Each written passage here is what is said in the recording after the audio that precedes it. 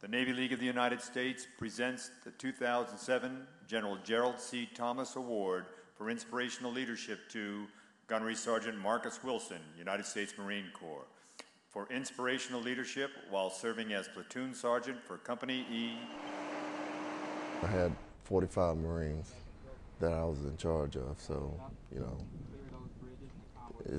for me it's like 45 children, and you're putting all their interests above your own.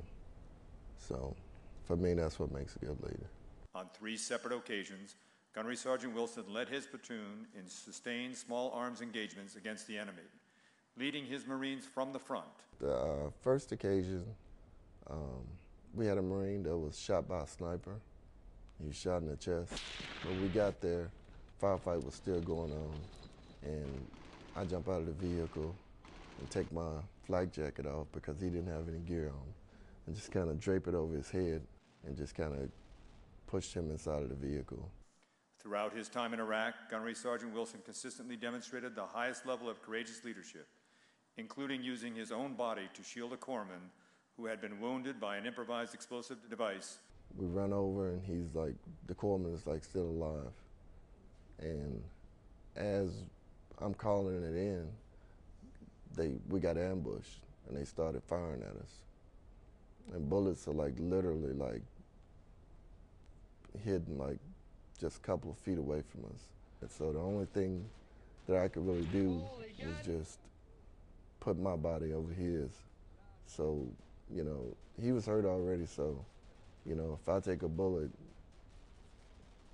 I'm fresh, at least, I can recover from it. I don't really consider me saving his life, but, I just did what I had to do, And I know any of those guys would have did it for me. In November of 2006, Gunny Wilson was himself severely wounded in an IED strike. I can hear it, and I just felt like, big boom. And it was surreal. Once they got me out, I looked down and my leg was gone. And I knew I was hurt pretty bad, but I knew I'd be okay.